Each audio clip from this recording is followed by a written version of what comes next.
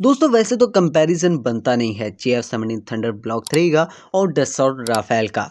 लेकिन एक दूसरे के जो मुखालिफ कंट्रीज हैं, एक दूसरे के एनिमी जो हैं, जैसे पाकिस्तान वर्सेस इंडिया, तो ये दोनों कंट्रीज के दरमियान जो वेपन्स होती हैं उनका कंपैरिजन चलता रहता है। कहीं भारत ये अपनी ताकत दिखाता है 36 राफेल फाइटर एयरक्राफ्ट को खरीदकर, और कहीं पाकिस्तान अपने JF-17 थंडर ब्लॉक 3 को अपनी एयरफोर्स में शामिल करके अपनी ताकत दिखाता है। लेकिन दोस्तों, क्या कभी आपने सोचा है कि अगर JF-17 थंडर ब्लॉक 3 और Dassault Rafale Indian fighter aircraft अगर एक दूसरे के आमने सामने होंगे तो क्या होगा? लेकिन एक जगह पर ऐसा हुआ है जहां एक मशक के दौरान JF-17 थंडर और राफेल आमने सामने हुए, जो राफेल कतर का था, और उसको JF-17 थंडर ने 9 पॉइंट्स में से 6 पॉइंट्स में हराया।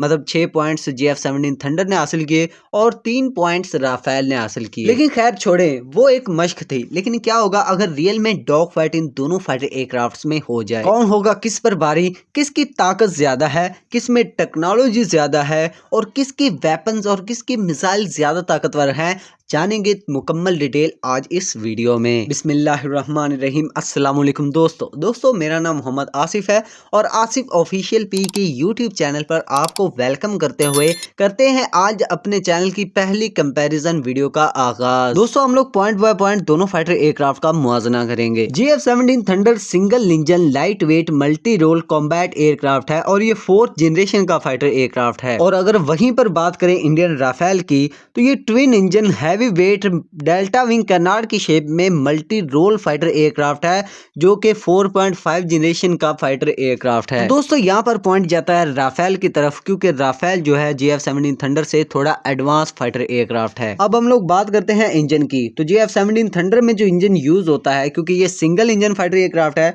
इसके अंदर यूज होता है रशियन मेड RD-93MA, जिसकी टॉप स्पीड 1.6 मैक है, जो कि किलोमीटर में अगर हम लोग देखें तो 1910 किलोमीटर पर आवर की बनती है। दोस्तों, जो इंजन राफेल में यूज होता है, क्योंकि ये ट्विन इंजन फाइटर एयरक्राफ्ट है, तो वो है 2M88 जो इंजन है उसकी जो स्पीड है वो 1.8 मैक बनती है, जो कि 2222 किलोमीटर है। तो यहाँ पर भी एक पॉइंट राफेल की तरफ जाता है। दोस्तों, अब हम लोग बात कर लेते हैं दोनों फाइटर एयरक्राफ्ट्स की रेंज की, कि ये कितनी रेंज तक जाकर जो है ना मिशन को कंप्लीट कर सकते हैं। तो अगर हम लोग बात करें यार JF-17 थंडर की रेंज की, तो उसकी जो टोटल रेंज है वो 2030 किलोमीटर है। और वहीं अगर हम लोग बात करें राफेल फाइटर एयरक्राफ्ट की रेंज की, तो उसकी रेंज 3701 किलोमीटर है। तो यहाँ पर भी एक पॉइंट राफेल को जाता है। तो यार अब हम लोग बात कर लेते हैं दोनों फाइटर एयरक्राफ्ट की कॉम्बैट रेंज की। JF-17 थंडर की कॉम्बैट रेंज है 1741 किलोमीटर से लेकर 1800 किलोमीटर तक।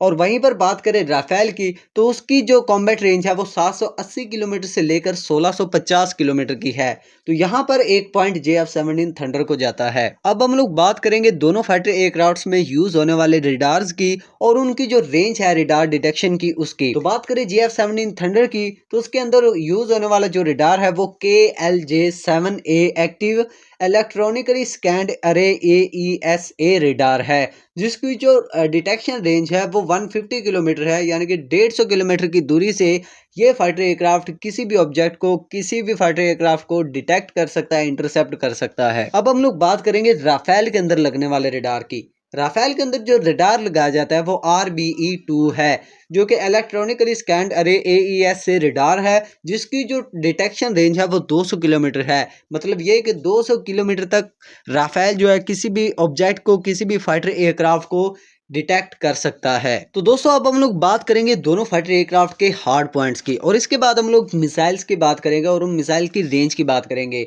तो JF-17 थंडर के अंदर जो हार्ड पॉइंट्स हैं वो 7 हार्ड पॉइंट्स हैं। और वहीं पर अगर हम लोग बात करें राफेल की, तो राफेल फाइटर एयरक्राफ्ट में 14 हार्ड पॉइंट्स हैं। तो यहाँ पर भी पॉइंट एक राफेल को जाता है और एक पॉइंट जो रेडार का था वो भी राफेल को जाता है। तो दोस्तों, अब हम लोग बात करते हैं दोनों फाइटर एयरक्राफ्ट के अंदर लगने वाली मिसाइल की, लेकिन हम लोग इस वीडियो में इन दोनों फाइटर एयरक्राफ्ट की जो लॉन्ग रेंज मिसाइल्स हैं उनको ही डिस्कस कर रहे हैं। तो जो long range missile JF-17 thunder में यूज होती है वो है PL-15E। ये एक चाइनीज मिसाइल है जिसकी जो टोटल रेंज है वो 145 किलोमीटर है। 145 किलोमीटर की दूरी से PL-15E जो मिसाइल है वो किसी भी टारगेट को हिट कर सकती है, किसी भी टारगेट पर इसे लॉक कर दिया जा सकता है। लेकिन याद रहे ये PL-15E है, PL-15 नहीं है। जो कि दोस्त शायद कमेंट करें कि इसकी जो रेंज है वो कम आप बता रहे हैं, लेकिन वजह यह है कि जो JF-17 थंडर के ब्लॉक 3 में मिसाइल लगती है वो असल में PL-15E है।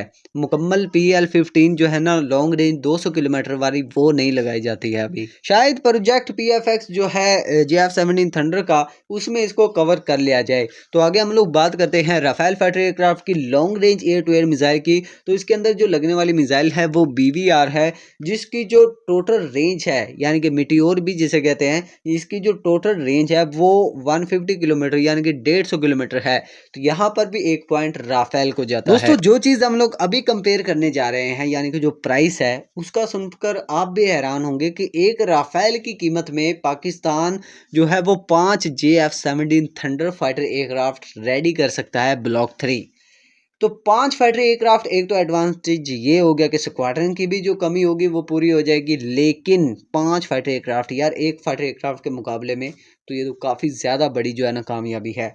असल में देखिए JF-17 थंडर की जो कॉस्ट है वो 25 मिलियन पर यूनिट है, और यहाँ पर आगे देखिए राफेल की तो वो 146 मिलियन US डॉलर से लेकर 161 मिलियन US डॉलर पर है। डिपेंड करता है कि कौन सा वेरिएंट है, उसमें कौन सी अपग्रेडेशन है, कौन सी उसमें वेपन इस्तेमाल हुए हैं, कितना एडवांस है।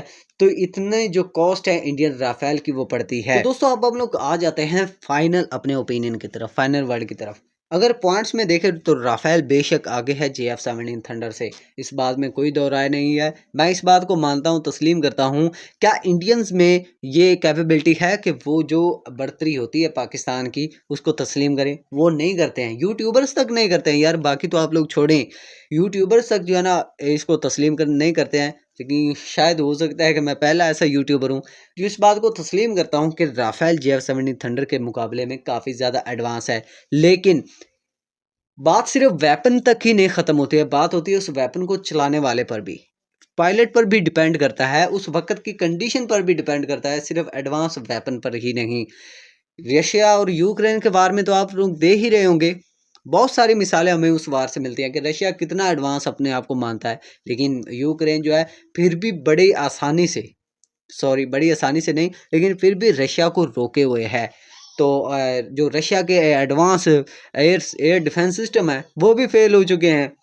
तो मेरे हिसाब से अगर राफेल कभी JF-17 थंडर के सामने आ भी गया तो मुझे नहीं लगता है कि वो आसानी से जो है ना बीट कर पाएगा JF-17 थंडर को, क्योंकि JF-17 थंडर का जो PFX प्रोग्राम है वो भी अल्हम्दुलिल्लाह जल्द ही पूरा हो जाएगा, और उसमें इसे 4.5 जनरेशन का कर दिया जाएगा, और इसमें काफ़ी ज़्यादा अपग्रेड्स लाए जाएंगे।